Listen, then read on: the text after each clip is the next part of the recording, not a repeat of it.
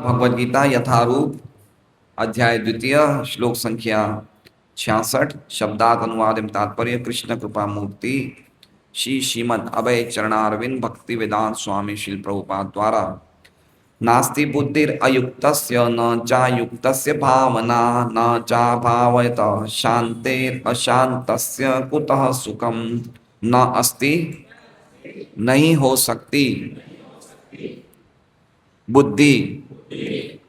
सब लोग पीछे नहीं बोल रहे हैं, मेरे हिसाब से सब बोलेंगे तो और दिव्य ध्वनि और ज्यादा सुनाई देगी। न अस्ति नहीं हो सकती बुद्धि, दिव्य बुद्धि अयुक्तस्य कृष्ण भावना से संबंधित न रहने वालों में, न नहीं च तथा अयुक्तस्य कृष्ण भावना से शून्य पुरुष का भावना स्थिर चित्त सुख में न नहीं च तथा अभावयतः जो स्थिर नहीं है उसके शांति शांति अशांतस्य अशांत का कुतः कहाँ है सुखम सुख। अनुवाद।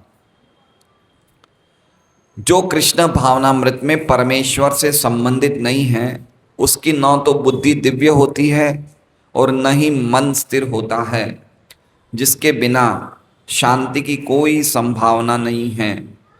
और शांति के बिना सुख हो भी कैसे सकता है।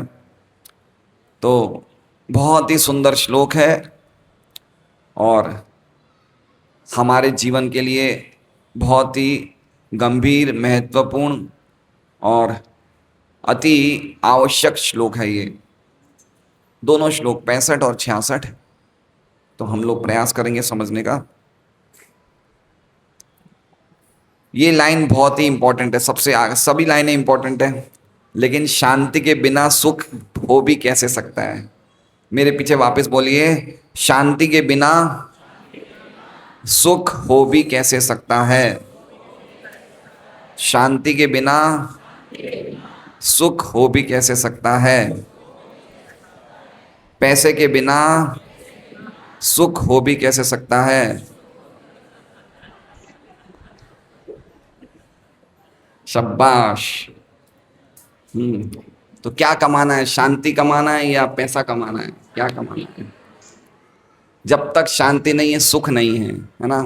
तो सब लाइन जुड़ी हुई है। हर एक व्यक्ति सुख चाहता है। भगवान पूरी श्रृंखला बता रहे हैं कैसे सुख मिलेगा, है ना। तो बहुत ही सुंदर श्लोक है ये। ओम अज्ञानतिमिरान्धस्य ज्ञानांजनशलाकया चक्षुरुन्मिलितं येन तस्मै श्री गुरुवे नमः। संदीप जी आए हैं क्या? संदीप जी बैठे उन्हें एक बार मामा जी संदीप जी को बुला लीजिए ना। श्री चैतन्य मनोभीष्टं स्थापितं येन भूतले स्वयं रूप कदामयं ददाति स्वपदान्तिकं वन्देहं श्रीगुरोः श्रीयुतः पदकमलं श्रीगुरून् वैष्णवांश्च श्रीरूपं स्वग्रजातं सहगणरघुनाथान्वितं तं सजीवं साद्वैतं सावधूतं परिजनसहितं कृष्ण चैतन्यदेवं श्री राधा कृष्ण पादान सहगण ललिता शिव शाखान्वितांश्च। हे कृष्ण करुणा सिंधु दीन बंधो जगतपते गोपेश गोपिका कांत राधा कांत नमोस्तुते। तप्त कांचन गौरांगी राधे वृंदावनेश्वरी वृषभानुसुते देवी प्रणमामि हरिप्रिये। वाञ्छा कल्पतरुभ्यश्च कृपा सिन्धुभ्येव च पतितानां पावनेभ्यो वैष्णवेभ्यो नमो नमः। श्री कृष्ण चैतन्य प्रभु नित्यानंद श्री अद्वैत गदाधर श्रीवासादि गौर भक्तवृंद। हरे कृष्णा कृष्णा कृष्णा हरे हरे, हरे राम राम राम हरे हरे। सभी भक्तों का ये रविवार के साप्ताहिक सत्संग कार्यक्रम में स्वागत है। अभी हम भगवान और अर्जुन के संवाद सुन रहे हैं श्रीमद् भगवद गीता में से। श्रीमद् भगवद गीता भगवान कहते हैं 18वें अध्याय में अध्येष्यत च ये इमं धर्म्यम संवादमावयो ज्ञान यज्ञेन तेनाहम इष्टस्यामिति मे मति। जो इस गीता जी का स्वाध्याय करता है, गीता जी का पठन करता है, वो बुद्धि के द्वारा मेरी उपासना कर रहा है। भगवान कहते हैं अर्जुन को 18वें अध्याय में, अध्यक्षत च इमं धर्म्यम संवादम आवयो, हम दोनों के संवाद को जो सुनता है, जो पढ़ता है, वो बुद्धि के द्वारा मेरी उपासना करता है। और आज के दोनों श्लोकों में बुद्धि से संबंध है ना। हमारा भौतिक जगत में जो मूल दुख का कारण है, वो दुख का कारण है कि हमारी बुद्धि जो है वो भ्रष्ट हो चुकी है। क्या हो चुकी है? भ्रष्ट हो चुकी है। तो बुद्धि को वापस शुद्ध करना है, वापस बुद्धि को दिव्य बनानी है। तो अभी हम लोग गीता जी के जो अर्जुन का प्रश्न था, उस प्रश्न का आखिरी प्रश्न का उत्तर भगवान 64 से श्लोक से लेके 71वें श्लोक तक बोल रहे हैं। 8 श्लोकों में। कितने श्लोकों में? 8 श्लोकों में 4 प्रश्न थे अर्जुन के कि स्थित प्रज्ञ व्यक्ति की परिभाषा क्या है, स्थित प्रज्ञ व्यक्ति कैसे बोलता है, स्थित प्रज्ञ व्यक्ति कैसे इंद्रियों को संयम में रखता है, कैसे बैठता है, और स्थित प्रज्ञ व्यक्ति कैसे किम व्रजेत, कैसे चलता है। चलता है मतलब अपनी इंद्रियों को कैसे चलायमान, अपनी इंद्रियों को किस प्रकार इस्तेमाल करता है, चलाता है। तो उसके जवाब में हमने पिछले रविवार में श्लोक सुना था, राग द्वेष विमुक्तेस्तु विषयान इंद्रियश्चरन् आत्मवश्य विधेयात्मा प्रसादम अधिगच्छति, है ना। राग द्वेष विमुक्तेस्तु, तू मतलब किंतु, किंतु का मतलब कि जो व्यक्ति राग और द्वेष को विमुक्त, जो राग और द्वेष से विमुक्त होता है। राग मतलब कोई चीज की आसक्ति, कोई चीज को चाहना। कौन सी चीज को चाहना? जो हमारी इंद्रियों को सुख पहुंचाती है, उसको चाहना, उसे कहते हैं राग। और द्वेष मतलब जो जब वो चीज मिलती नहीं है तो उसके नहीं मिलने पे क्रोध होना। तो जब क्रोध होता है तो क्रोध से द्वेष होता है। राग से, संग से, आसक्ति से राग होता है, और क्रोध से द्वेष होता है। तो राग और द्वेष ये हमारे जीवन को खा रही है। क्या कर रही है? खा रही है। हमारी शांति को, हमारे सुख को चबा रही है राग और द्वेष। इच्छा द्वेष समुत्थेन द्वंद्व मोहेन महारथ, यहाँ भी लिखा है। राग और द्वेष की चर्चा गीता जी में काफी जगह हुई है। तो ये राग और द्वेष, वीत राग भय क्रोधा, राग भय क्रोध से जो मुक्त है वो मुझे पाता है। तो कैसे पाया जाए? तो गीता जी में 64वें श्लोक में भगवान कह रहे हैं, जो व्यक्ति राग और द्वेष से विमुक्त हो जाता है वो क्या करता है? राग द्वेष से विषयान इंद्रियश्चरन् आत्मवश्य विधेयात्मा, उसका मन जो है इंद्रियों को कंट्रोल में करके नियमित रूप से इस्तेमाल करता है। इंद्रियान विषयान इंद्रियश्चरन्, इंद्रियां चरण करती है, इंद्रियां चर रही है किसको? विषयों को। इंद्रियां किसको ग्रहण कर रही है? विषयों को। लेकिन कैसे? मन के द्वारा कंट्रोल होके। मन किसको कंट्रोल कर रहा है? इंद्रियों को। आत्मवश्येर, वश्येर मतलब इंद्रियां वश में किसके? मन के। मन के वश में होके, जैसे मन ने इंद्रियों को वश में कर दिया। इंद्रियां मतलब घोड़े। इंद्रियां क्या है? घोड़े। और मन क्या है? लगाम। तो मन ने इंद्रियों को लगाम में लगा दिया, वश में कर दिया, फिर धीरे धीरे धीरे उनको उनके विषय दे रहा है। लेकिन कैसे दे रहा है? कंट्रोल करके। और पिछले 62वें और 63वें श्लोक में हमने पढ़ा था कि इंद्रियों ने मन को हरा दिया है। समझ रहे हैं? लगाम छूट गई है, घोड़े इधर उधर भाग रहे हैं, मन रूपी घोड़े कहीं भी भाग रहे हैं, पागल की तरह भाग रहे हैं, और लगाम छूट गई है। तो व्यक्ति कहाँ गिरेगा? वो तो खाई में, खड्डे में गिरेगा। लेकिन इस श्लोक में बता रहे हैं आत्मवश्येर, इंद्रियों को किसने, मन में किसने कंट्रोल कर दिया? मन ने, है ना। इंद्रियां के ऊपर मन है, मन के ऊपर बुद्धि है, बुद्धि के ऊपर आत्मा है। तो मन से इंद्रियां वशित हो चुकी है। और फिर जैसे एक उदाहरण से, जैसे मान लीजिए कि अब किसी व्यक्ति को डोसा खाना है। अगर वो देखता है कि बाहर एक होटल है या रेस्टोरेंट है या लारी है, उस पे क्या मिल रहा है? डोसा मिल रहा है। तो अगर उसकी मन की काबू में इंद्रियां नहीं हैं तो मन की लगाम छूट गई है। घोड़े इंद्रियां हैं तो इंद्रियां कहाँ भागेगी? दूसरे। अरे आत्मा क्या है? देखिए इसमें क्या है, इंद्रिया के जो विषय हैं वो क्या है? दिशा है, गति है। इंद्रियां क्या है? घोड़े। मन क्या है? लगाम। सारथी कौन है? सारथी कौन है? बुद्धि। और रथ पे कौन बैठा है? आत्मा। तो आत्मा तो बिल्कुल रथ पे चुपचाप बैठा है, वो तो बिल्कुल कमजोर हो रखा है ना। तो सबसे पहले आत्मा की तो बात बात की है, सबसे पहले क्या करना है हमें? घोड़ों को काबू में लेना है। घोड़े क्या है? इंद्रियां। और मन क्या है? लगाम, है ना। तो जब मन घोड़े काबू में आ जाएंगे तो मन जो है स्ट्रांग हो जाएगा और लगाम फिर सारथी अच्छी तरह पकड़ पाएगा, मतलब बुद्धि। मन, बुद्धि, अहंकार, ये तीन जगह हमारे सबसे बड़ा शत्रु वास करता है। हमारा सबसे बड़ा शत्रु कौन है? काम। क्या है? काम का अर्थ है अपनी इच्छाओं को पूरी करने की बहुत जबरदस्त आसक्ति। मुझे अपनी इच्छा पूरी करनी है, उसे कहते हैं काम। आत्मेंद्रिय प्रीति वांछा तारे बलि काम। अपने जो मुझे जगत में अच्छा लगता है मुझे पूरी करनी है इच्छा, उसे बोलते हैं काम। तो जैसे हमने देखा डोसा बन रहा है बाहर रेस्टोरेंट में, बाहर लारी पे, तो जिसका मन काबू में, मन इंद्रियों के वश में है, वो इंद्रियां बोलेगी, जीभ की इंद्री बोलेगी, जीवा वाली इंद्री बोलेगी मुझे डोसा खाना है। लागू लगाम छुटी हुई है, तुरंत वो क्या खा लेगा? डोसा खा लेगा। और डोसा खाते ही वो इंद्रियां इंद्रियों के विषय में संपर्क में आ गए, उसके दुख शुरू हो गए, उसके मन में वासनाएं भर गई। तो अब जिसका मन ने इंद्रियों को काबू में कर लिया है, उसने देख लिया डोसा मिल रहा है, वो क्या बोलेगा? मन क्या बोलेगा इंद्रियों को? देखो भाई तुम्हें डोसा मिल रहा है, लेकिन ये डोसा हमारे घर में बनाएंगे, भगवान को भोग लगाएंगे, फिर खा लेना, है ना। खा लेने में मना थोड़ी कर रहा हूँ, खाने को तुम्हें खाना है ना, मैं खिलाऊंगा, लेकिन कहाँ चलो? घर पे चलो, कृष्ण प्रसाद बनेगा, भगवान को भोग लगाएंगे डोसा इडली चटनी का, फिर खा लेना।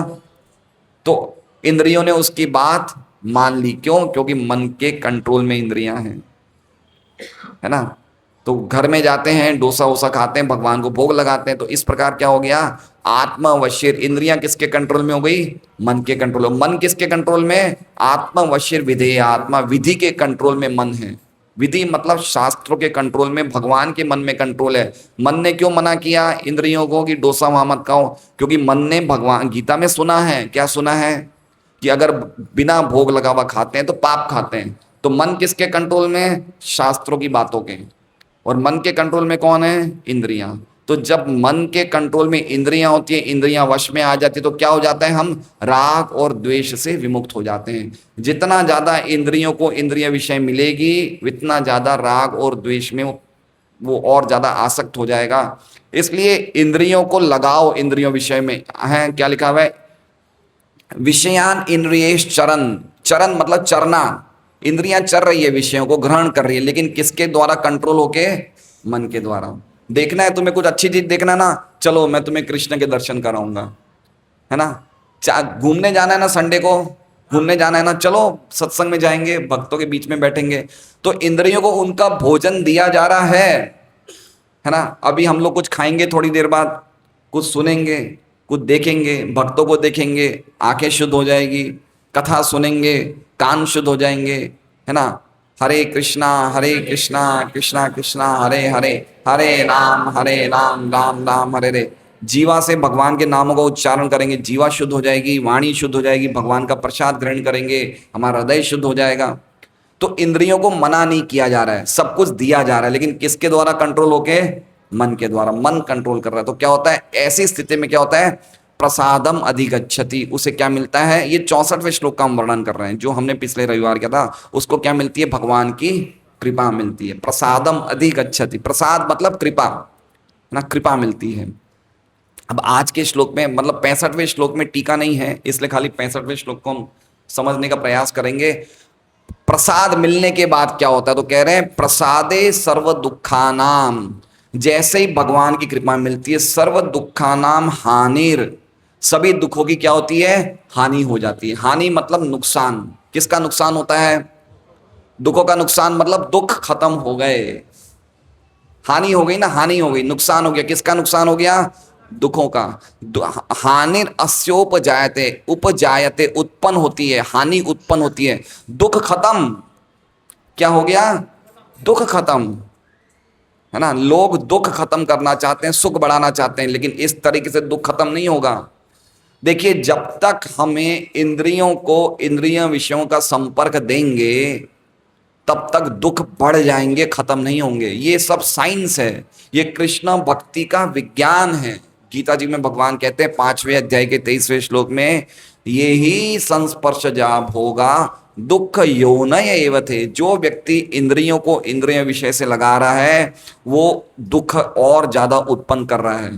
तो हम भी इंद्रियों को इंद्रिय विषय से लगा रहे हैं ना, प्रसाद ले रहे हैं, कुछ देख रहे हैं, हम भी चल रहे हैं, इंद्रियां इंद्रियों के काम कर रही है, लेकिन किससे हमने इसको जोड़ दिया?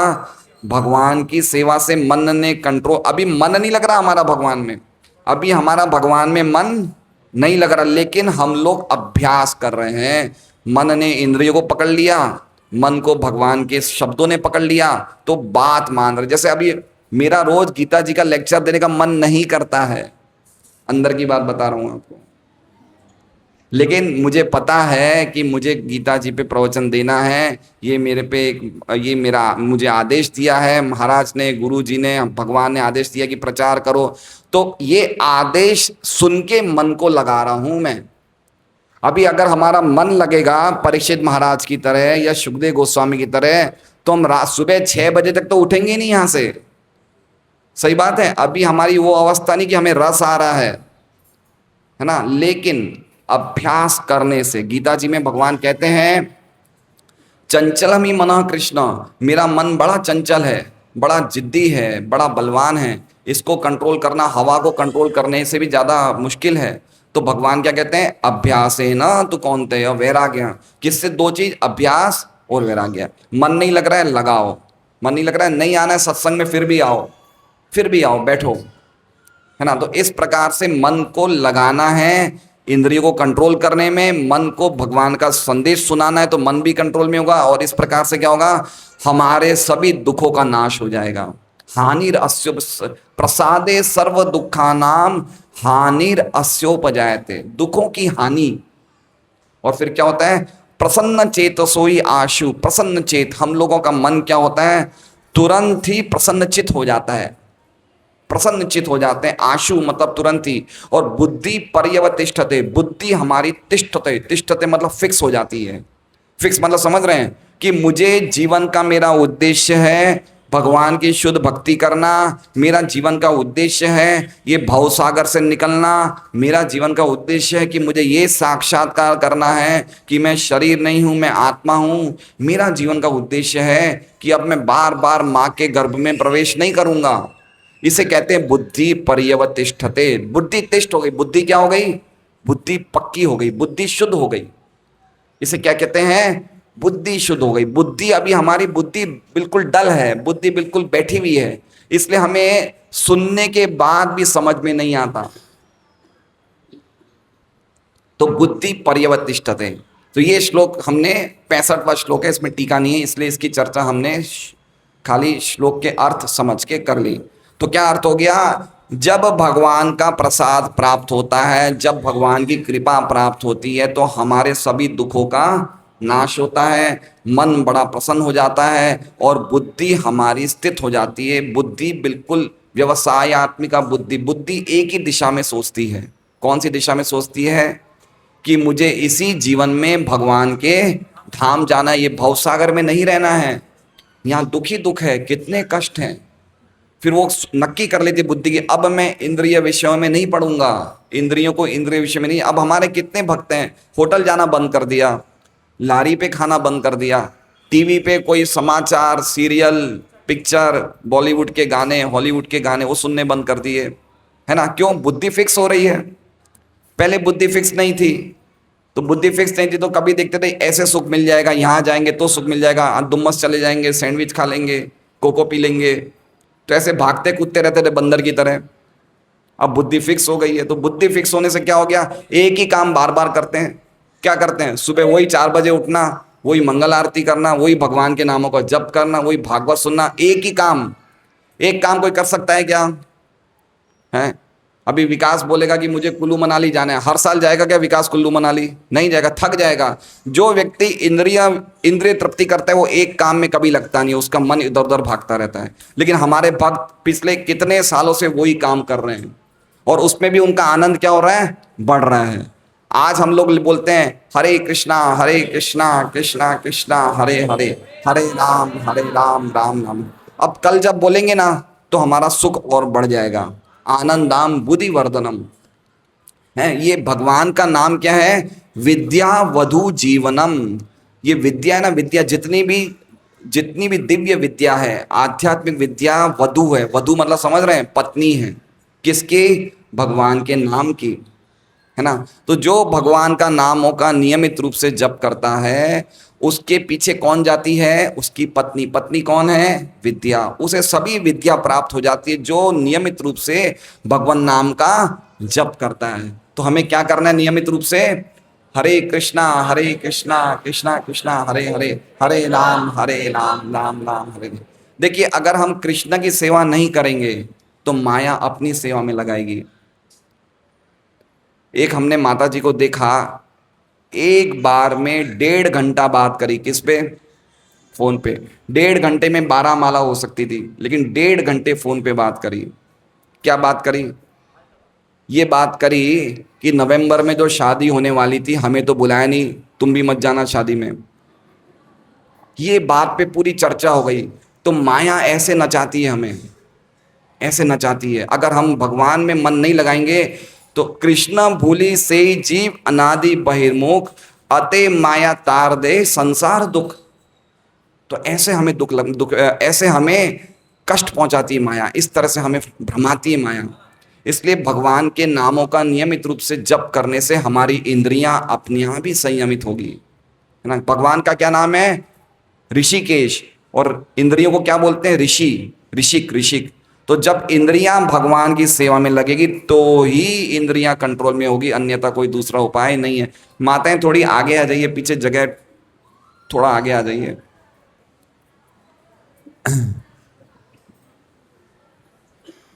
तो इसलिए भगवान के नामों का नियमित रूप से हमें जप करना चाहिए। तो क्या होगा? हमारी बुद्धि क्या हो जाएगी?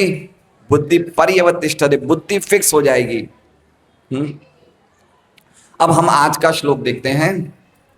अब जो व्यक्ति कृष्ण भावनामृत में अपने मन को नहीं लगाता उसकी क्या स्थिति है, वो आज के श्लोक में है ना। जैसे पिछले श्लोक में था कि वो व्यक्ति ने अपना मन भगवान में लगा दिया है, उसको भगवान की कृपा मिल रही है। लेकिन जो कृष्ण भावनामृत में, जो कृष्ण की सेवा में अपने मन बुद्धि को नहीं लगाते, उसकी स्थिति क्या होगी, वो आज के श्लोक में समझ रहे हैं। नास्ति बुद्धिर अयुक्तस्य न अस्ति। न अस्ति मतलब नहीं है। क्या नहीं है? न मतलब नहीं, अस्ति मतलब है। क्या नहीं है? उसकी बुद्धि। उसकी बुद्धि नहीं है। किसकी? अयुक्तस्य। देखिए, युक्तस्य का मतलब होता है जुड़ना। युक्त मतलब जुड़ना, तो अयुक्तस्य का मतलब नहीं जुड़ना। तो जो कृष्ण से नहीं जुड़ता उसकी बुद्धि नहीं होती। नहीं होती मतलब उसकी बुद्धि शुद्ध नहीं होती। नास्ति बुद्धि मतलब ऐसा नहीं कि बुद्धि नहीं है, बुद्धि तो है लेकिन कुबुद्धि है। क्या है? कुबुद्धि है, सुबुद्धि नहीं है। समझ रहे हैं? तो कह रहे हैं नास्ति बुद्धिर अयुक्तस्य। जो व्यक्ति अयुक्तस्य, जो भगवान की भक्ति में नहीं लगा हुआ है, उसकी बुद्धि भ्रष्ट है, शुद्ध नहीं है। नास्ति बुद्धि, समझ रहे हैं? बुद्धि में संकल्प नहीं आता है। अभी भी हमारे कुछ ऐसे भक्त लोग हैं या हमारे कुछ सज्जन लोग हैं जो एक दिन सोना माला करते हैं या एक दिन नाम लेंगे, लेकिन अगले दिन क्या करेंगे? इधर उधर के कामों में लग जाएंगे। बोले अरे टाइम नहीं मिला है, शादी में जाना है, यहाँ जाना है, वहाँ जाना है। क्यों? क्योंकि बुद्धि अभी तक क्या हो गई है? बुद्धि शुद्ध नहीं हुई है। इसलिए बुद्धि फोर्स नहीं कर रही है कि तुम्हें करना है। बुद्धि हमें, देखिए, बुद्धि इतनी स्ट्रांग करनी है हमें कि बुद्धि के द्वारा हम चलेंगे। बुद्धि और आत्मा दोनों पड़ोसी हैं। मन, बुद्धि, आत्मा सब पड़ोस में रहते हैं। तो बुद्धि की बात आत्मा सुनती है। तो जब हम मन लगाएंगे तो मन से क्या शुद्ध होगा? बुद्धि। इंद्रियां से मन शुद्ध होगा, मन से बुद्धि शुद्ध होगी, जब बुद्धि शुद्ध होगी तो अच्छे विचार आएंगे। क्या विचार आएंगे? कैसे विचार आएंगे? कि मुझे भवसागर से निकलना है। ये बड़ा कष्ट है यहाँ पे, बहुत कितना कष्ट है, क्या जबरदस्त कष्ट आ रहा है, लेकिन बुद्धि शुद्ध नहीं है ना। तो बुद्धि शुद्ध नहीं तो क्या होता है, हम सुनते भी समझ नहीं पाते हैं। आज एक घर में हम गए प्रचार करने के लिए, तो व्यक्ति बड़ा धनी व्यक्ति था। उसने कहा मुझे भाई साहब कोई ग्रंथों की जरूरत नहीं, मैं बिल्कुल सुखी हूँ, मेरे बच्चे हैं, मेरे पोते हैं, मेरा व्यापार बहुत अच्छा चल रहा है। तो मैंने उसे समझाया, लेकिन कब तक चलेगा आपका व्यापार? अच्छा बताइए कब तक चलेगा? 40 साल, 50 साल? जब आप शरीर छोड़ देंगे तब तक चलेगा, ठीक है, उसके बाद क्या होगा, आप कहाँ जाएंगे? तो ये बात तो वो समझ ही नहीं पा रहा था। बोले ठीक है भाई साहब, ठीक है ठीक है। समझ रहे हैं? क्यों? क्योंकि बुद्धि शुद्ध नहीं होगी तो ये सब बातें नहीं आएगी दिमाग में।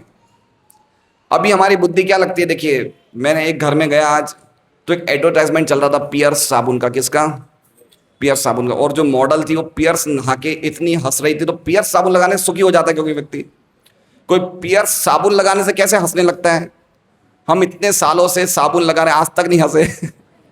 अब वो जब हंसती है ना मॉडल, तो लोगों को लगता है वास्तव में कितना अच्छा साबुन है। तो ऐसे पूरा ये जो एडवर्टाइजमेंट संसार है, एडवर्टाइजमेंट जगत है, ये हमारी बुद्धि को नाश कर रहा है। हमें लगता है ये चीज लेने से हम सुखी हो जाएंगे, ये वॉशिंग पाउडर से मैं सुखी हो जाऊंगा, मेरे कपड़े कितने साफ धुलेंगे, है ना। तो हमारी बुद्धि लग नहीं रही है। क्यों नहीं लग रही है? अयुक्तस्य, भगवान के सेवा में हम लगते नहीं हैं। इसलिए कह रहे हैं जिसकी, जो व्यक्ति अयुक्त है, जो भगवान की सेवा में नहीं लगता है, उसकी बुद्धि कभी दिव्य नहीं भुगती। और न चायुक्त से भावना, और जो अयुक्त है, जो सेवा में नहीं लगा है, वो भावना का अर्थ क्या हो गया? उसका मन कभी स्थिर नहीं हो सकता। क्या नहीं हो सकता है? मन स्थिर नहीं हो सकता है। अच्छा एक बात बताइए, एक आपसे एक प्रश्न पूछा जाए, हम लोग यहाँ पे पैसा कमाने आए हैं, सुख शांति कमाने आए? क्या कमाने आए? सामने बोल रहे हैं मेरे, हम पैसा कमाने आए हैं, लेकिन वो पैसा कोई काम का नहीं जब हृदय में सुख शांति नहीं है ना। मन ही स्थिर नहीं है ना। ये मन की जो कहानी है, ये मन की जो पूरी कथा है, भागवत के एकादश स्कंद में अवंती ब्राह्मण पे बहुत सुंदर ये क्या है पूरा प्रसंग है। हमारा मन शांत नहीं है तो क्या काम का पैसा? तो क्या कह रहे हैं, जिस व्यक्ति का मन भगवान में नहीं लगता उसकी बुद्धि फिक्स नहीं होती, जिसकी बुद्धि फिक्स नहीं होती उसका मन शांत नहीं होता। न चायुक्त से भावना, चायुक्त से मतलब न मतलब अयुक्त, जो भगवान में नहीं लगा हुआ है सेवा में, उसको कभी मन स्थिर नहीं हो सकता है। और न चा भावयतः शांति, और जिसका मन स्थिर नहीं है उसको शांति कहाँ से मिलेगी? और अशांत से कुतः सुखम, और जिसको शांति नहीं उसका सुख कहाँ है? देखिए कैसे श्रृंखला लगी हुई है। इंद्रियों को इंद्रिय विषय में लगाएंगे तो क्या मिलेगा? दुख मिलेगा, है ना। दुख मिलेगा, बुद्धि भ्रष्ट हो जाएगी। जब बुद्धि भ्रष्ट हो जाएगी तो मन अशांत हो जाएगा। जब मन अशांत हो जाएगा तो हमारी शांति भंग हो जाएगी, और जब शांति भंग हो जाएगी तो सुख का तो प्रश्न ही नहीं उठता। अब इसको हम सीधा कर दें, जब इंद्रियां हमारी भगवान की सेवा में लगेगी तो हम राग द्वेष से विमुक्त हो जाएंगे। राग द्वेष से विमुक्त हो जाएंगे तो हमारा मन कंट्रोल में हो जाएगा, मन भगवान की बातें सुनेगा, हमें भगवान की कृपा मिलेगी। कृपा मिलने से हमारे सभी दुखों का नाश होगा, सभी दुखों के नाश होने से मन प्रसन्न हो जाएगा, बुद्धि फिक्स हो जाएगी। तो इसलिए सबसे इंपॉर्टेंट क्या कार्य है? सबसे पहले इंद्रियों को लगाओ, मन को लगाओ, बुद्धि को लगाओ। किसको लगाओ? इंद्रियों को, क्योंकि इंद्रियां बात मान जाती है, मन बात नहीं मानता। जैसे मान लीजिए हमें चलाना है पैर, पैर भी हमारी इंद्रियां हैं। चलो भाई सत्संग में चलो, तो पैर बात मान जाएगा। चलो भाई सुनो, कान भी बात मान जाएगा। लेकिन मन अभी नहीं लग रहा। अभी हम में से कितने लोगों का मन इधर उधर भाग रहा होगा? भाग रहा है ना। लेकिन इंद्रियों को भगवान की सेवा लगाने से धीरे धीरे धीरे मन भी लग जाएगा। प्रैक्टिस चाहिए हर एक चीज में। क्या चाहिए? अब माताएं सब रसोई में कितनी एक्सपर्ट है, कितना अच्छी चीज है, तो आप लोग पहले दिन तो बनाना नहीं सीखे होंगे ना। रोज अभ्यास करने से धीरे धीरे धीरे व्यक्ति उस काम में परफेक्ट हो जाता है। उसी प्रकार से रोज जब हम भगवान के नामों का जप करेंगे, हरे कृष्णा कृष्णा कृष्णा हरे हरे, हरे राम राम राम हरे, तो हम लोग सुखी हो जाएंगे। तो ये बात समझना चाहिए। तो समझ गए आज के श्लोक का अर्थ। जिस व्यक्ति का, जो व्यक्ति अयुक्त है, जो व्यक्ति अयुक्त, अयुक्त का अर्थ क्या होता है लीला कमल प्रभु? हैं क्या? अज्ञान नहीं, अयुक्त का अर्थ अज्ञान नहीं है। हाँ हाँ, अयुक्त मतलब जो भगवान से जुड़ा हुआ नहीं है। युक्त मतलब योग, योग होता ना, योग मतलब जुड़ना, और अयोग मतलब अलग रहना। तो अयुक्त का मतलब क्या हो गया? जो भगवान से जुड़ा हुआ नहीं है। नास्ति बुद्धि, उसकी बुद्धि कभी भी एक जगह नहीं रहती है, और जिसकी बुद्धि एक जगह नहीं रहती है उसका मन भी स्थिर नहीं रहता है, और जब मन स्थिर नहीं रहता है तो शांति भंग हो जाती है। और अशांतस्य कुतः सुखम, इसलिए पैसों से सुख शांति नहीं मिलती है, इंद्रियों को भगवान की सेवा में लगाने से सुख शांति मिलती है। एक बात ये डेफिनेशन है कि इंद्रियों को जितना हम भगवान की सेवा में लगाएंगे हमारी सुख शांति रोज बढ़ेगी। एक दिन ऐसा आएगा कि हमारे पास खाने को भी कुछ नहीं होगा ना, लेकिन फिर भी दो रोटी, सूखी रोटी, नमक मिल जाए दो रोटी में भी हम सुखी हो जाएंगे। सुदामा किसका उदाहरण? सुदामा के पास कुछ नहीं था, उनके कपड़े भी फटे हुए थे, कपड़ों में भी पैचेस लगे हुए थे, लेकिन सुदामा भगवान की भक्ति में इतना आनंद प्राप्त करते थे कि उनको कोई टेंशन ही नहीं था। वो तो उनकी वाइफ के कहने पे गए, वो नहीं जाने वाले थे। तो ये स्थिति हमें लानी है। हम ये स्थिति नहीं ला सकते। देखिए एक बात समझिए, हम चाहे कितना भी पैसा कमाने के लिए प्रयास करेंगे, हमें मिलना इतना ही है जितना प्रारब्ध में लिखा है, लेकिन शांति प्राप्त करना, सुख प्राप्त करना, ये हम प्राप्त कर सकते हैं। ये प्रारब्ध में नहीं लिखा है, इसको हम प्रयास प्राप्त कर सकते हैं। तस्सेव हेतु प्रयते, तो इसी के लिए प्रयास करना चाहिए। सुख शांति कैसे मिलेगी? क्योंकि सुख शांति नहीं मिलेगी, मन भगवान में नहीं लगेगा, है ना। मन, देखिए हम भगवान की जब भक्ति करें तो मन का प्रसन्नता होती है। मन खाली भगवान में ही लग सकता है, भगवान में लग के ही सुखी हो सकता है मन, और कोई काम में नहीं लग सकता है। कोई दूसरे काम में लगाएंगे मन कभी सुखी होगा ही नहीं, क्योंकि मन क्या है? भगवान की शक्ति है। अहंकार इतियम में भिन्ना प्रकृति कष्टा, ये भगवान की शक्तियां हैं। हमारा मन, हमारी इंद्रियां किसकी है? हमारी है क्या? भगवान की है। तो किसकी सेवा में लगनी चाहिए? भगवान की सेवा में लगनी चाहिए। यही शांति का सूत्र है, यही सुख का सूत्र है, और कोई दूसरा सुख नहीं है, कोई भी नहीं है। जितना ज्यादा हम करेंगे, देखिए आज एक बात बता दें आपको, आप लोग सब घर के लोग हैं, एक बात बताते हैं, जितने भी प्रॉब्लम हो रही है, चाहे आजकल पति पत्नी में नहीं बनती है, कितने डाइवोर्स हो रहे हैं, कितनी आपस में समस्याएं, एक घर में रह के आपस में बात नहीं करते हैं, डर का माहौल है। एक प्रेम होना चाहिए घर में, एक परिवार में एक जो आपस में सामंजस्य होना चाहिए, वो कमी है। बच्चे अलग घूम रहे हैं, पति पत्नी अलग घूम रहे हैं, किसी से कोई संपर्क नहीं है, कोई कम्युनिकेशन नहीं है, चिड़चिड़ापना। इस सब का मूल कारण क्या है? इंद्रियां भगवान की सेवा में नहीं लगती है ना। ये सब मूल कारण है ना। हम जब तक डाइवोर्स रेट बढ़ रहे हैं, बच्चों की शादियां लेट हो रही हैं, बच्चे माँ बाप की बात नहीं सुनते हैं, कितनी समस्याएं बढ़ रही है बताइए, है ना। व्यक्ति को आज मोबाइल भी लेना पड़ता है तो मोबाइल भी ईएमआई पे लेता है, इससे बड़ा और क्या दुख की बात होगी बताइए, है ना। क्या हमारे पास पैसे नहीं तो क्यों कर्ज पे ले रहे हैं भाई हम? चाणक्य पंडित क्या बोलते हैं कि 3 चीजों को कभी रखना नहीं चाहिए, कर्ज को, किसको?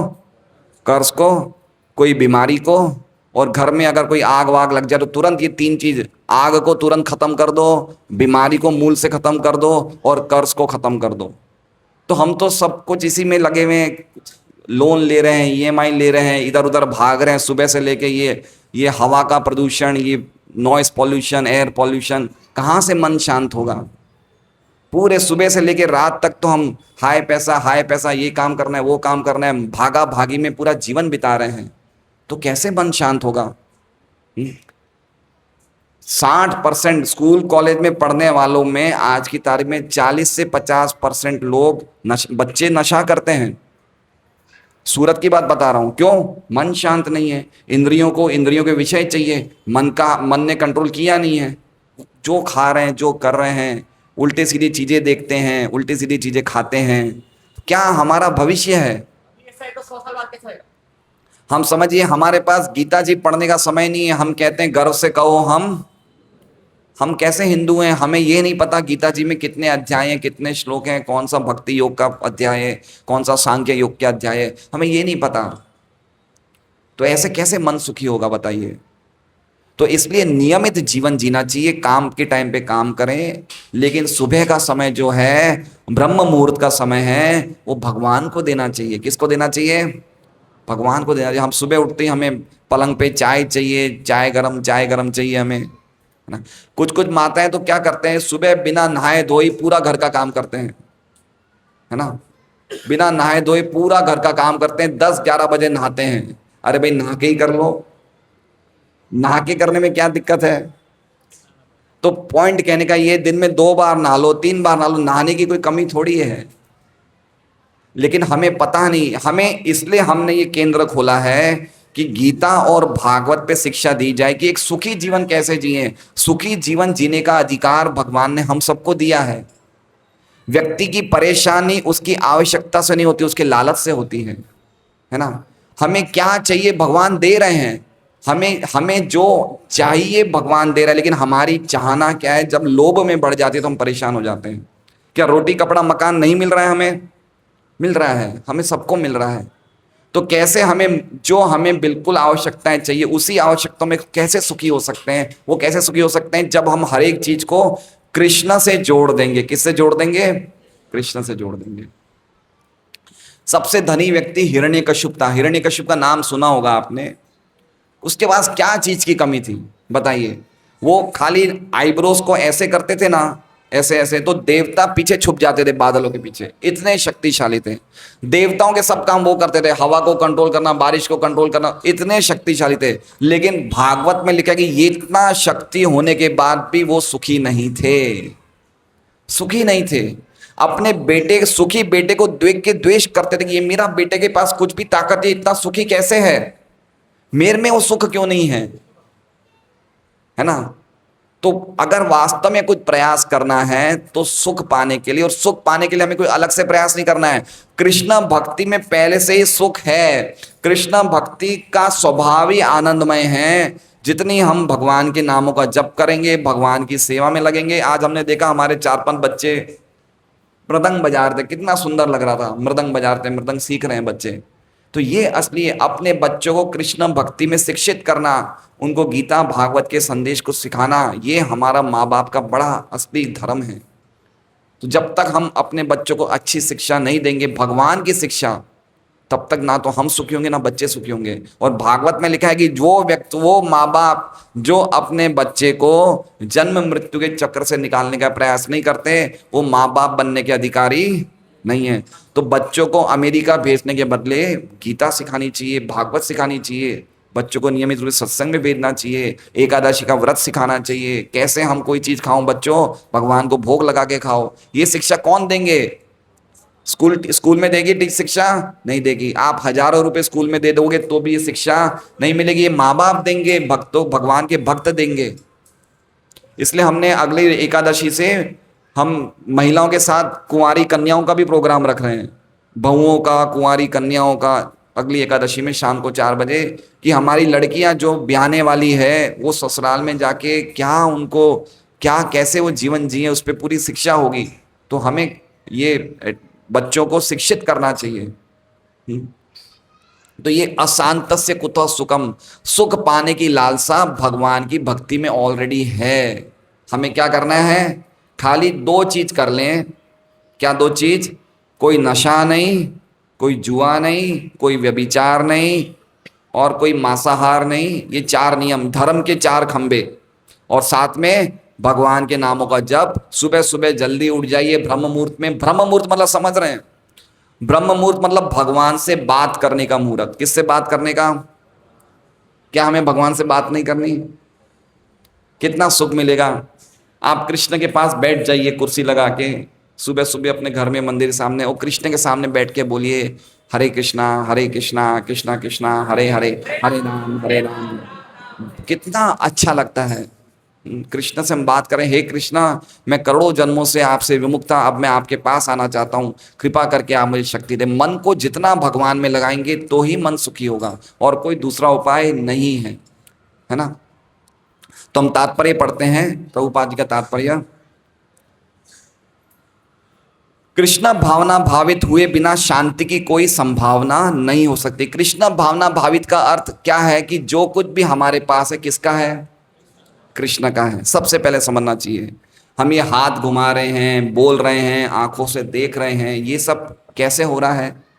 ये सब कैसे हो रहा है? अभी हम भागवत, सुबह सुबह भागवत पढ़ते हैं, यहीं पे सुबह हमारी 8:45 से 8:45 क्लास होती है। भागवत में हम विराट रूप की चर्चा कर रहे हैं। कौन से रूप की? तो विराट रूप से हमें पूरा शरीर प्राप्त होता है, शरीर के अलग अलग अंग प्राप्त होते हैं। तो कैसे हमारा शरीर का एक एक अंग भगवान के मार्गदर्शन में चल रहा है। हम जो बोल भी रहे हैं ना, बोल रहे हैं, ये बोलना भी भगवान की शक्ति से हो रहा है। हम में इतनी शक्ति भी नहीं है कि हम अपनी शक्ति से मुंह को खोल सकें, या हाथ को हिला सकें, या पैर को चला सकें। ये सब किसकी शक्ति से हो रहा है? भगवान इतने कृपालु हैं, इतने दयालु हैं कृष्ण, है ना। तो हमें समझना चाहिए कि कृष्ण भावना भावित हुए, मतलब हर एक जगह कृष्ण को देखना कि ये जगह, ये हमारा शरीर, ये कृष्ण ने दिया है, ये कृष्ण की संपत्ति है। मानस देह गेह जो किचु मोर अर्पिलु तुआ पदे नंद किशोर। मानस, मानस मतलब मन, देह मतलब शरीर, गेह मतलब घर, जो कुछ भी मेरा है मैंने तुझे किसको दे दिया? अर्पिलु तुआ पदे, मैंने आपके चरणों में समर्पित कर दिया। देखिए हम कितने जन्म बिगाड़ चुके हैं, पता है आपको? मिश्र भगवान प्रभु कितने जन्म बिगाड़ चुके हैं हम, अनगिनत। अनादि काल से हमने शरीर किसकी सेवा में लगाया? अपने जीवन हमने खाली इंद्रिय भोग में लगा दिया। खाली ये जीवन किसको दे दें? कृष्ण को। खाली एक जीवन। कितना जीवन? एक जीवन। भगवान कहते हैं सर्वधर्मान परित्यज, खाली मेरी शरण में आ जाओ, मैं तुम्हें सभी पापों से मुक्त करूंगा, डरो मत। क्या कह रहे हैं? डरो मत।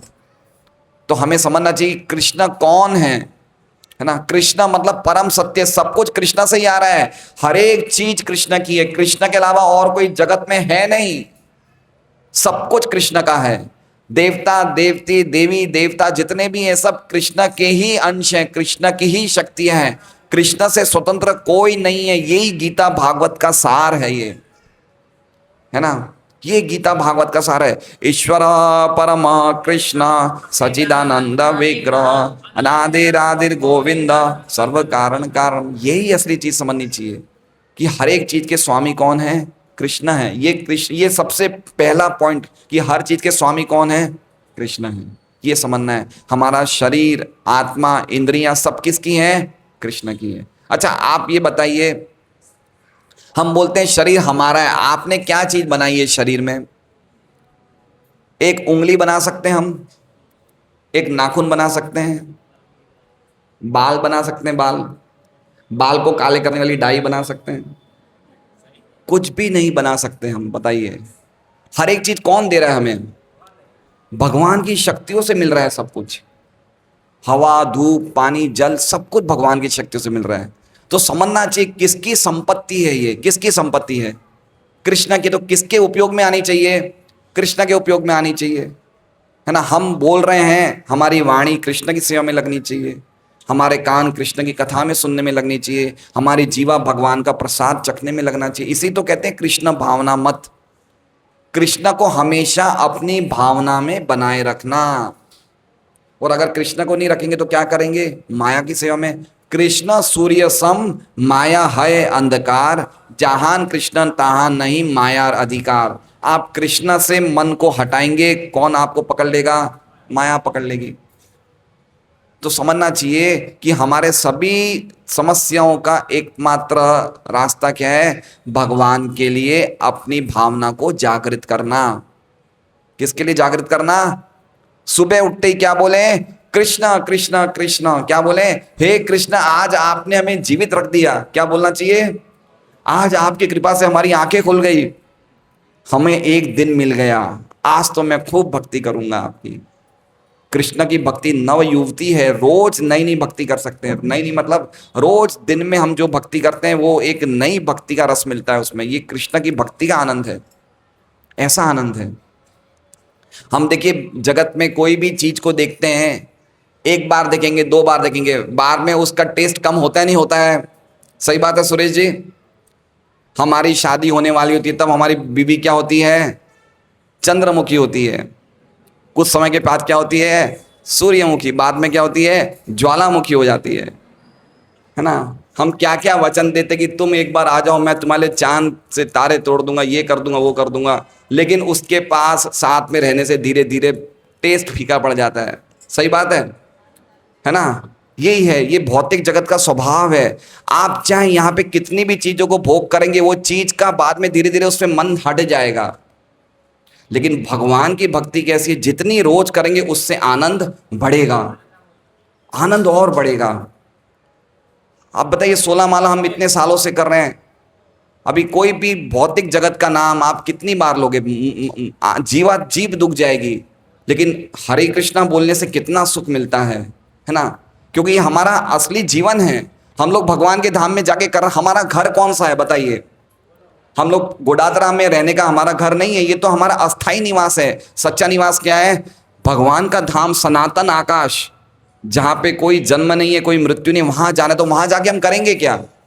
भगवान के नामों का गान करेंगे। ये सब शास्त्रों में लिखा हुआ है। वहां पे हम नृत्य करेंगे भगवान के लिए, हम लोग सुंदर फूलों की माला बनाएंगे, भगवान के लिए अलग अलग भोग बनाएंगे, भगवान के साथ हम खेल खेलेंगे। ये हमारा काम है, हमारा असली में यही काम है, लेकिन हम भूल गए हैं, इसलिए हम परेशान हैं यहाँ पे। इसलिए सबसे पहले शांति का सूत्र क्या है? ये समझना कि हर एक चीज किसकी है? कृष्ण की है। और मैं हर एक चीज, और हम कौन है? हम लोग सब लोग छोटे छोटे चोर हैं। क्या हैं? कृष्ण की संपत्ति को हम रखते हैं और अपनी इंद्रिय तृप्ति में लगाते हैं। तो हम कौन हैं? छोटे छोटे चोर हैं। इसलिए जितनी हमें आवश्यकता इतना रखें, बाकी सब कृष्ण की सेवा में लगा दें। ये वास्तव में कृष्ण भावनामृत का सुखी होने का सिद्धांत है। गीता जी में 5वें अध्याय का 12वां श्लोक है। कौन सा श्लोक है वो? काय न मनासा बुद्धिर केवल योगी न कर्म संग है। फल को भगवान में देके शांति मिलती। कौन सा श्लोक है? काय न मनसा बुद्धिया केवल योगी न कर्म कुर्वन्ति संगम त्यक्त्वा शुद्ध युक्त कर्म फलम त्यक्त्वा शांतिम आपनोति नैष्ठिकम अयुक्त काम कारण फले सक्तो निबद्धते। जैसे हम भगवान पे अपने फल देंगे तुरंत शांति प्राप्त होती है। एक बात देखिए, आप कभी देख लेना, अगर कभी आप मंदिर जाएं और मंदिर में 500 रुपये का नोट है और एक 100 रुपये का नोट है, तो थोड़ी देर तो हम झिझकते हैं, क्या चढ़ाएं? 100 चढ़ाए, 500 चढ़ाए, 100 चढ़ाए, 500 चढ़ाए, है ना? अरे कल वापस आएंगे, कल दे देंगे। आप बार बार 500, अरे रहने दो। एक बार आप 500 चढ़ा देंगे ना, मन बिल्कुल शांत हो जाएगा, तुरंत शांति मिलेगी, है ना? बिल्कुल आप ट्राई कर लेना। ये हुंडी बॉक्स यहीं पड़ा है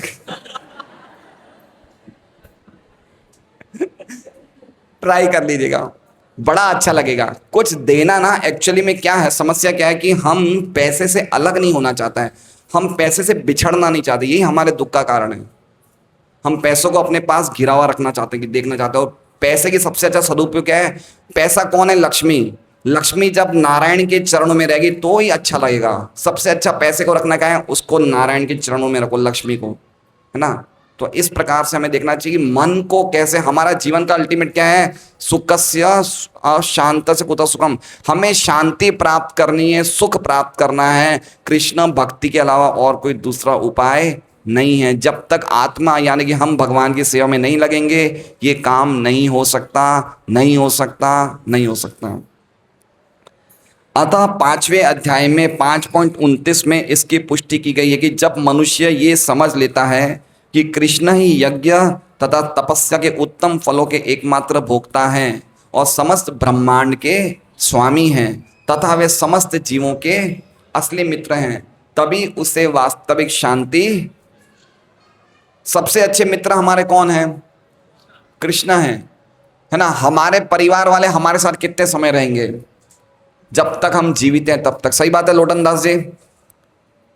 सही बात है ना। लेकिन भगवान हमारे साथ हर एक योनि में जाते हैं परमात्मा रूप में, इससे बढ़कर मित्र का, अगर हम गधे के शरीर में जाएंगे तो भी भगवान हमारे साथ परमात्मा रूप में वहां रहेंगे। इसलिए कहते हैं कृष्ण हमारे सबसे बड़े मित्र हैं। वो खाली देखते रहते कि ये व्यक्ति कब मेरी तरफ आंखें करेगा, ये व्यक्ति कब मेरी तरफ उन्मुख होगा। जैसे मान लीजिए कि एक दोस्त ने बोला है दूसरे दोस्त को, बेटा 5 बजे आना, आपने 5 बजे घूमने चलेंगे। और 5 बजे का इंतजार करते करते 6 बजे तक किया, 7 बजे तक किया, दोस्त नहीं आया, वो कब तक रुकेगा? 1 घंटा 2 घंटा। कृष्ण कब से रुके हुए हैं? अनादि काल से कृष्ण रुक रहे हैं। क्यों? कि ये व्यक्ति मेरे पास आ जाए, ये तुम मेरे पास आओ। कृष्ण पूरा प्रयास करते हैं, ग्रंथ भेजते हैं, साधु भेजते हैं, भक्त भेजते हैं, सत्संग देते हैं कि कैसे ना कैसे जीव मेरी तरफ एक बार देखे तो सही, खाली एक बार देख तो ले, बाद में तो सब काम मैं करूंगा, एक बार देखे तो सही मुझे। लेकिन हम लोग इतना भागा दौड़ी में हैं कि भगवान को देखने का भी समय नहीं है ना। ये हमारी दुर्भाग्य है। जो पूरे जगत को चला रहे हैं, जगन्नाथ जी पूरे जगत को चला रहे हैं, उनको सुंदरता से निहारने का समय नहीं है ना। भगवान को जितना निहारेंगे, जितना देखेंगे, हमारे सब रोग नष्ट हो जाएंगे। भगवान की खाली आईब्रोज को देखने से हमारी काम भावना खत्म हो जाती है। किसको देखने से? आईब्रोज को देखने से। भगवान के मुख, हंसते हुए मुख को देखने से हमारे दुख के सागर सूख जाते हैं। ये भगवान के अंगों के दर्शन करने का लाभ है ना, इतना लाभ है। तो ये हमें प्रयास, भगवान कहते हैं, भगवान राम बोलते हैं कि कोई अगर एक बार इतना बोल दे कि आज से मैं आपके शरण में हूं, तब भगवान उसे अभयता का वरदान दे देते। खाली इतना बोलने से कि आज से मैं आपकी शरण, क्या हम लोग एक बार बोलेंगे ऐसा? मेरे पीछे बोलिए, हे कृष्णा, हम आज से आपकी शरण में हैं। अब बोला तो सही हमने, है ना, हम आपकी शरण में हैं। ये भगवान ये सुनना चाहते हैं। इतना सुनने के लिए करोड़ों जन्मों से हमारे साथ मित्र के रूप में घूम रहे हैं। तो इसमें ये 5.29 का श्लोक है, बहुत सुंदर श्लोक है। भोक्तारम यज्ञ तपसाम सर्वलोक महेश्वरम सूरदम सर्वभूतानाम ज्ञात्वा माम रिच्छति। जो व्यक्ति मुझे सभी यज्ञ और सभी तपस्या का स्वामी समझता है, सभी लोगों का स्वामी समझता है और सभी जीवों का परम मित्र समझता है, वो शांति को प्राप्त होता है। ये तो शांति सूत्र है। ये श्लोक का नाम क्या है? शांति सूत्र। 5.29 गीता जी का 5वें अध्याय का आखिरी श्लोक को कहते हैं शांति सूत्र। इसमें लिखा हुआ है वो शांति को प्राप्त करता है। अतः यदि कोई कृष्ण भावना भावित नहीं है तो उसके मन का कोई अंतिम लक्ष्य नहीं हो सकता है। मन की चंचलता का एकमात्र कारण अंतिम लक्ष्य का अभाव है। इतनी सुंदर बात है। हमारे जीवन का लक्ष्य नहीं है, इसलिए हम परेशान हैं। अभी हम पूछेंगे हमारे जीवन का लक्ष्य क्या है, क्या जवाब देंगे? क्या लक्ष्य है हमारे जीवन का? हमारे जीवन का लक्ष्य क्या है? भगवान से प्रेम करना, भगवान का प्रेम, भगवान की शुद्ध भक्ति प्राप्त करना। ये क्या है? जीवन का लक्ष्य है। ये है नहीं है लक्ष्य? अगर नहीं है तो बनाना चाहिए, नहीं बनाना चाहिए? बनाना चाहिए ना, कि हमारा क्या है? भगवान की शुद्ध भक्ति को प्राप्त करना, भगवान की शुद्ध भक्त बनना। ये क्या हमारा जीवन का? जब जीवन का लक्ष्य पता चल जाएगा तो जीवन सुखी हो जाएगा, मन शांत हो जाएगा। जीवन का लक्ष्य नहीं पता है हमें, हमारे इसके अलावा जो भी लक्ष्य होंगे ना वो बदलते जाएंगे। जैसे मान लीजिए मैंने लक्ष्य बनाया मुझे 1 करोड़ कमाना है, लेकिन जब 1 करोड़ कमा दूंगा तो लक्ष्य बदल जाएगा, फिर 2 करोड़ कमाना है ना। लक्ष्य बदलते रहेंगे और लक्ष्य जब तक बदलते रहेंगे हम दुखी होते रहेंगे, हम परेशान होते रहेंगे। इसलिए लक्ष्य क्या एक ही रखना है, सबसे ऊंचा लक्ष्य जिसको प्राप्त करने के बाद और कोई लक्ष्य बचे ही नहीं। इसे बोलते हैं परम श्रेय। क्या है? जिसको प्राप्त करने के बाद और कोई लक्ष्य नहीं बचे। तो हमारा जीवन का लक्ष्य क्या है? श्री कृष्ण जैसा, जैसे कोई पति पत्नी सोचे कि जैसा प्रेम मुझे तुमसे है वैसा प्रेम किससे हो जाए। रूप गोस्वामी बोलते हैं लड़के और लड़की एक दूसरे को देख के जैसे आकर्षित हो जाते हैं, वैसे हे कृष्ण मेरा आकर्षण आपको ऐसे कब होगा। ये हमारे जीवन का लक्ष्य है। और इस लक्ष्य को प्राप्त करने के लिए हमें जो कुछ भी करना चाहिए वो करना चाहिए, उसको पीछे नहीं रहना चाहिए। तस्सेव हेतु प्रयतेत कोविदो। जब मनुष्य को यह पता चल जाता है कि कृष्ण ही भोक्ता, स्वामी तथा सबके मित्र हैं, तो स्थिर चित्त होकर शांति का अनुभव किया जा सकता है। अतः जो कृष्ण से संबंध न रखकर कार्य में लगा रहता है वो निश्चय ही सदा दुखी और अशांत, है ना, कुछ खाली दिन भर मेहनत करना, काम करना, लेकिन कृष्ण के लिए समय नहीं, उसको कभी सुख नहीं मिल सकता है, कभी नहीं मिल सकता है सुख, है। आप देखिए कितने लोग अनाप शनाप पैसा कमा रहे हैं लेकिन असंतुष्ट हैं। क्या है? डिप्रेशन है, ब्लड प्रेशर की गोलियां लेते हैं, शुगर है, सुख नहीं है। और एक बात समझिए, जितनी भी बीमारियां हैं उसका मूल कारण पता है क्या? टेंशन। क्या है? चाहे आप शुगर को ले लो, चाहे ब्लड प्रेशर को ले लो, चाहे आप ब्लड, ये क्या कहते हैं, क्या कौन सी बीमारी होती है जो आजकल बहुत हो रही है? हैं? हैं? मानसिक बीमारियां। सबका मूल कारण क्या है? टेंशन, चिंताएं। इतनी चिंताएं हमें। कृष्ण भक्ति करने से हमारी सभी चिंताओं का रास्ता निकल। अगर हम धर्म का पालन करेंगे, भगवान की भक्ति करेंगे, नियमित रूप से ग्रंथों को पढ़ेंगे, भगवान का नाम लेंगे, तो हम हरे कृष्णा कृष्णा कृष्णा हरे हरे, हरे राम राम राम। इसलिए इसमें कहा है कि जिसने कृष्ण से संबंध नहीं रखा है, काम कर रहा है लेकिन संबंध नहीं रहेगा, वो सदा सुख, दुखी और अशांत रहेगा।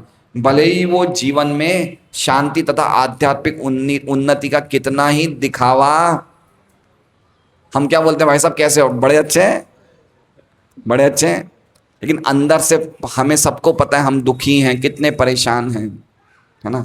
बाहर चाहे कितना ही दिखावा कर लेंगे लेकिन अंदर से हम खोखले रहेंगे, खाली रहेंगे।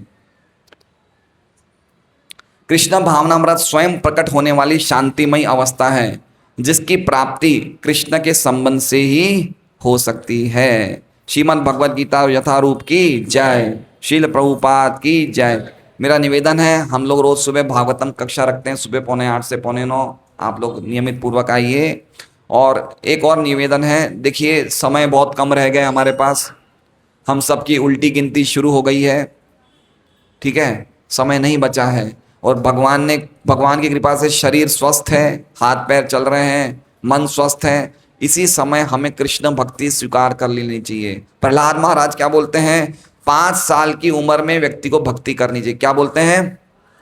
कौमारम आचरेत प्राज्ञो। लेकिन हम लोग तो छूट लिया वो उम्र। लेकिन अब जो भी उम्र है उस उम्र में हमें गंभीरता से भगवान की शुद्ध भक्ति को स्वीकार करना चाहिए और अपने जीवन को एक अच्छी रास्ता देना चाहिए, अच्छी दिशा देना चाहिए और शांतिमय सुखमय जीवन जी के हमें अंतिम लक्ष्य कृष्ण प्रेम प्राप्त करना है, भवसागर से निकल के भगवान के धाम जाना है। उसको हमें मन में ध्यान में हमेशा रखना चाहिए। हरे कृष्णा।